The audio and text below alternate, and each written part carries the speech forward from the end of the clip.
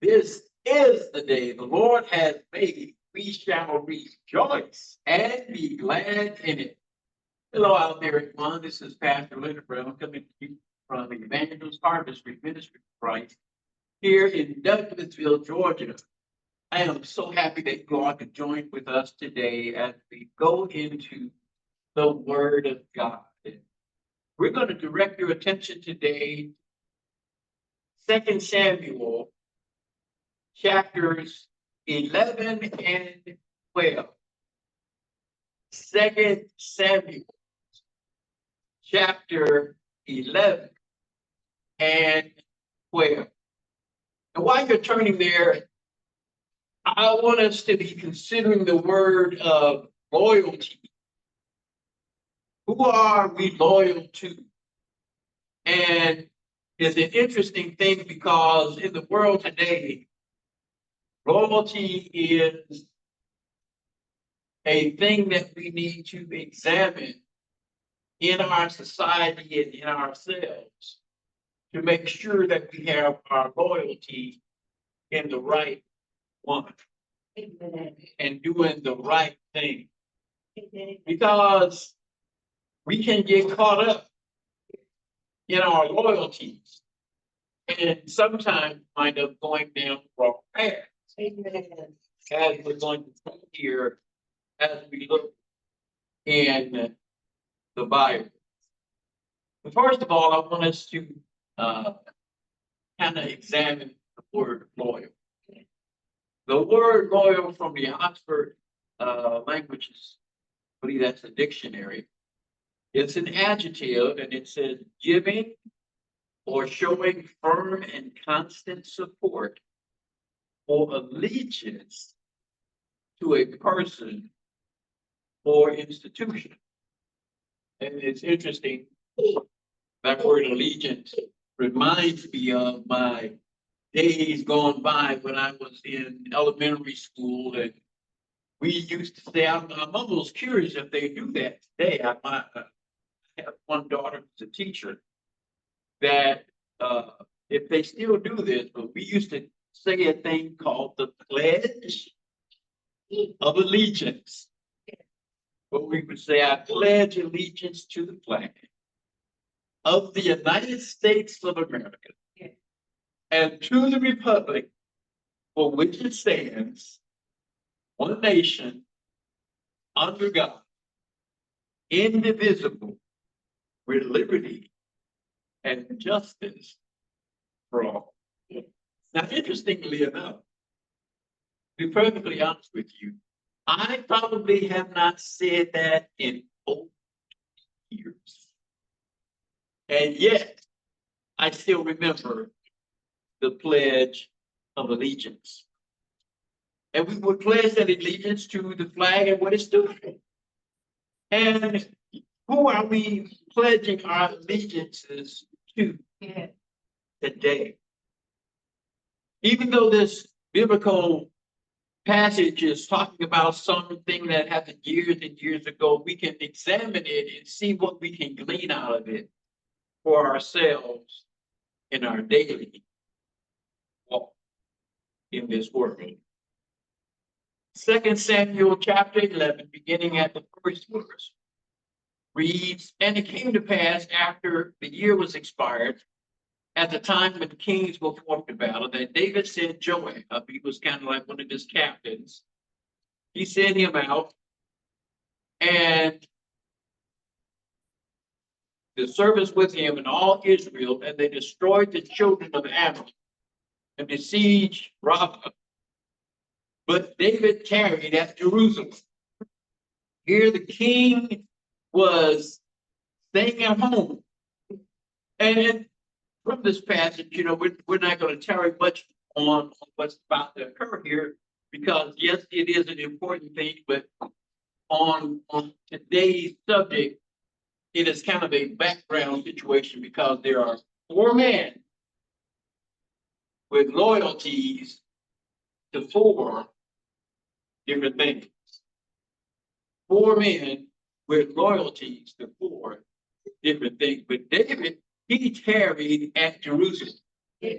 And you know, one of the things that we're going to learn from this passage is because of what we're going to read about what David did, it's also going to behoove us to be mindful of our mind's eye, what we take in with our mind, what we ponder in our hearts, and what our flesh may desire. But it says in verse 2, and it came to pass in the evening time that David rose off from his bed and walked on the roof of the king's house. And from the roof he saw a beautiful woman washing herself, and the woman was beautiful to look on. Sometimes they use the word fair, but in this case they use the actual word beautiful. I mean, she was fine, she was foxy, she was all of that in the sight of David, the king. And David said that they inquired after the woman. In other words, he was kind of asking people, who is this person?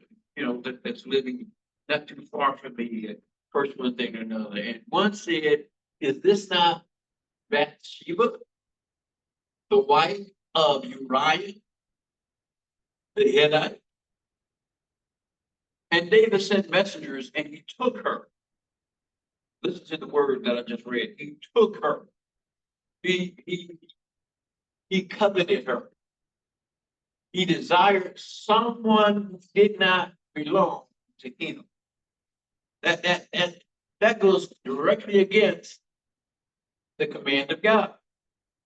He took her, came in, and she came in unto him, and he lay with her. So basically, they had relations, one with the other.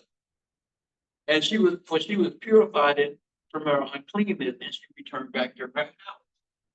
Now, this was already wrong from the jump.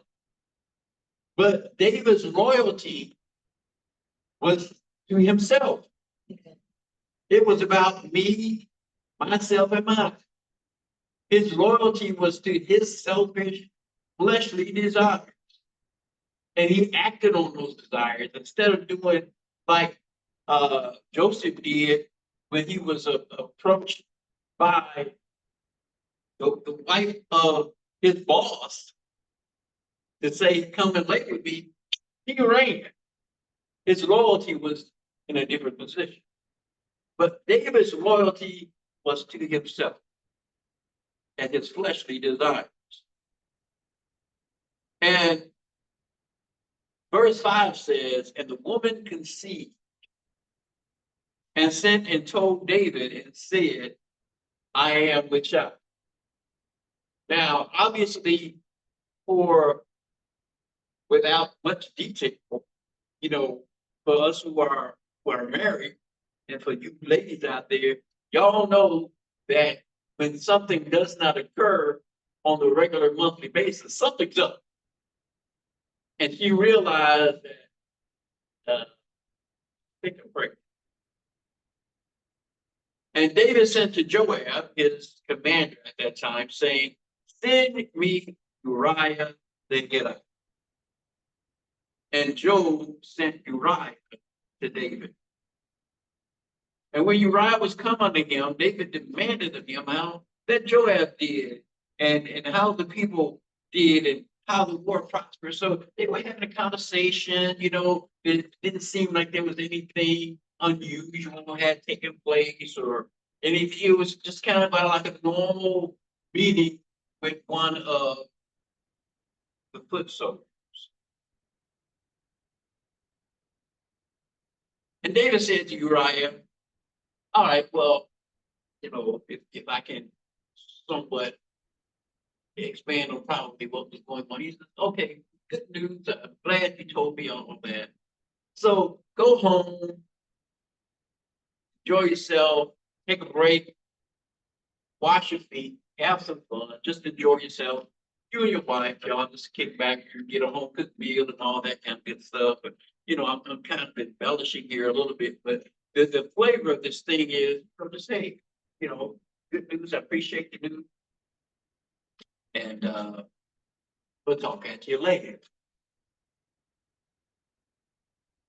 But Uriah, verse 9 says, Uriah, he slept at the door of the king's house with all the servants of his Lord and went not down to his house. This is the second person. The first person was David, and his loyalty was to his flesh. Verse 11 says, or verse 10 says, and when they told David, saying Uriah went not down to his house, David said unto Uriah, you came all this way, right? I mean, you was at the battle. You done come all this way from your journey. Why didn't you go home? Now we're going to hear the loyalty of the second man, a man whose loyalty was somewhat higher than David's. And Uriah said unto David, the ark and Israel and Judah, they abide in tents. And my Lord Joab and the servants of thy Lord, of my Lord, they're encamped in open fields. Shall I then go to my house to eat and to drink and to be with my wife, to lie with my wife? As thou livest, here comes his loyalty. As thou livest and as thy soul liveth, I will not do this thing. This man, Uriah, his loyalty was to his men, to his fellow soldiers, and to the king. Not, I'm on a break, so to speak. I'm here in the neighborhood where my wife is, but there's guys out there fighting. Some losing their lives. And am I going to chill? Am I going to partake of my wife's dinner? Am I going to sit here and be here with my wife? No, my loyalty, even though I love my wife, my loyalty is to those men who are out there on the battle. That's the second type of loyalty. David said to Uriah, okay, well, hang here also. Just wait another day. And tomorrow I'll let you go home. So Uriah abode, this is verse 12, in Jerusalem that day and that morrow.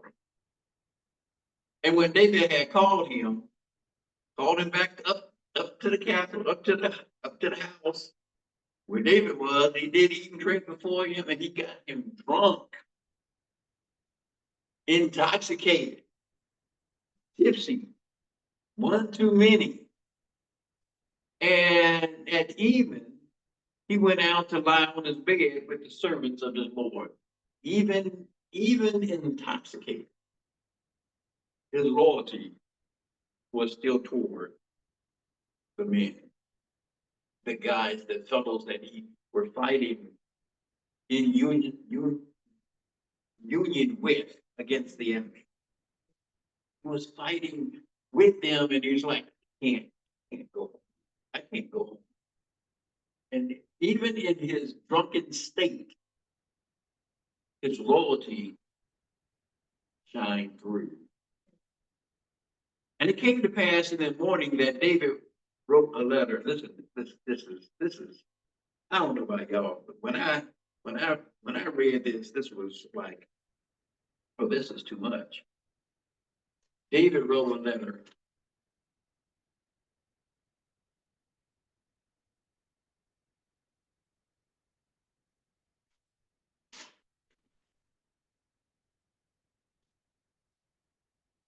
And he handed it to Uriah to deliver to Joab. Like that good soldier he was, he probably tucked it away in a place where not to let it get lost or harmed. And, but David wrote in the letter saying, set ye Uriah in the forefront of the hottest battle and retire from him, that he might be smitten and die. All the selfish motives and the selfish loyalty that David had to himself. He couldn't get Uriah to show up at his own house. So he actually gave him the letter, the hit, as you will, the hit letter on his own life. He gave it to Uriah to deliver to Joab. What we will do sometimes for certain loyalties is unfathomable. And when our loyalty is to ourselves, to our flesh, to our motives, and not the ways of God, things unpleasant will take place. So he gave Uriah his own death warrant to deliver to Joab. And it came to pass, verse 16, when Joab observed the city, that he assigned Uriah to a place where he knew that the valiant men were. This was an area where the battle was hot, the enemy was strong, and he sent him there to be killed. And the men of the city, they went out and they fought with Joab. And there fell some of the people of the servants of David. And Uriah the Hittite died also. Then Joseph sent and told David all the things concerning the war, and charged the messenger, saying, when you've made an end of all these, of telling the matters of the war unto the king, and if it be so that the king's wrath arise, he said, and he say unto thee, wherefore approach ye so nigh to the city where you did fight? Know ye not that they would shoot from the wall? In other words, did you realize the danger of this task that y'all were going into? Yeah. That this was almost like a suicide mission? Who smoked Abimelech, the son of Jerusalem? Did not a woman cast down a millstone from the wall that he died in the beds? Why were ye near the wall? Then say thou, thy servant Uriah the Hittite is dead also. So basically the fix was in for Uriah to die. And if it seems like things are going bad with the king and he's upset, just let him know. Just tell him Uriah is dead also. And he did those things. And basically, in 23 said, surely the men prevailed against us and came out against us to the field, and we were among them even until the entering of the gate. And the shooters shot down from the wall and killed some of your servants, and Uriah, the Hittite, is dead also. Now listen to this. David makes off like, oh yeah, this is bad news, but just understand, this is a war. Bad things happen. Some people win, some people lose. Some people live, some people die. But he knew what he was doing because his loyalty was to himself. Whereas Uriah's loyalty was to his man. He got out there and died for the king, in a sense, at the hand of the king, through his proxy, Joab, and the enemy. And when the morning was past, verse 27, David sent and fetched her to his house. And he came, and she came, and she became his wife and bare him a son. But listen now, the last verse of chapter 11. But the thing that David had done pleased the Lord. Because he had sinned. He had sinned by laying with Bathsheba. Then he did another sin and had first husband, murdered. Chapter 12. And the Lord sent Nathan, the prophet, if you didn't know, unto David. Who is Nathan? Nathan is a prophet of God. Nathan is what would be called a man of God. Nathan's loyalty was to God. It didn't matter what man said. It didn't matter what man did. Now, Joab's loyalty was to David. Uriah's loyalty was to his men. David's loyalty was to himself. And Nathan's loyalty was to God. Nathan said unto him, there were two men in one city, one rich, the other poor. Rich man had exceeding flocks and herds, but the poor man had nothing, save one ewe lamb, which he had bought and nourished it, and it grew up together with him and his children. And it did eat of its own meat and drank of his own cup, and lay it in his own bosom, like unto him it was a daughter.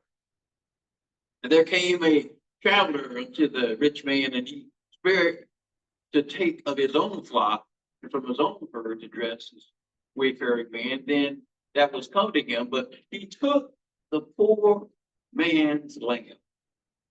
He dressed it for the man that was coming.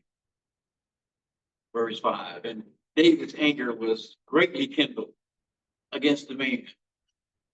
And he said to Nathan, as the Lord liveth, the man that's done this thing shall surely die. He will restore the lamb fourfold, because he done this thing, and he had no pity. And Nathan, whose allegiance, loyalty is to God, said to David, after basically getting the judgment from David, what should be done, said, David, thou art the man. Then he goes on to say, thus saith the Lord, don't you know, I anointed you king over Israel, and I delivered you out of the hand of Saul.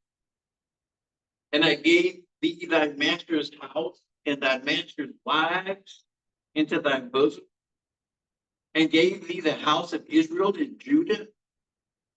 And if it had been too little, I would moreover have given you such and such thing. God was saying, you got to understand, king, you wouldn't be king if it weren't for me. Yes. You got to understand that when you was running from Saul, I was making sure you were well hid. So well hid that, don't you remember, David, that one time you were so close to Saul that you literally cut part of his robe from off of his body? Don't you remember those things, David? That if it were not for me, you would be a dead man. And now you've got all of this, and yet that wasn't enough. Even though he did these sins, we're going to see here that it was God who he lost his loyalty to, who David lost his loyalty to. Yes, he did. Yes, he laid with Bathsheba. Yes, he had somebody killed. But in reality, the bottom line was his loyalty was not to God, but to his own flesh. Wherefore, verse 9, hast thou despised the commandment of God to do evil in his sight? Thou hast killed Uriah the Hittite sword, and has taken his wife to be your wife, and you've slain him with the sword of the children of Ammon. Then he goes on and talks about the judgment that's going to be taking place. And he said, basically, you did all this. So you brought all this upon your house. Howbeit, verse 14, this is something that we need to know here. Because our loyalty belongs to God. Our allegiance belongs to God. Not to ourselves. Not to our fleshly desires. Not to our wants or our needs. Not to even, even though the loyalty that Uriah had for honorable to David, it still wasn't the final thing. That's what we need to glean from the message today. We need to have our loyalty fixed to God. To God and to God's word. But verse 14 says, howbeit, because by this deed thou hast great occasion to the enemies of the Lord to blaspheme, the child also that is born unto thee will surely die. It's interesting how God told David through the mouth of Nathan that the sin was bad enough, but you're now going to cause my enemy, God said, to blaspheme me, to malign me, to basically say, this is the God that David serves, the God that had a man killed for his wife, the man that literally put the letter of intent to kill was carried by that man.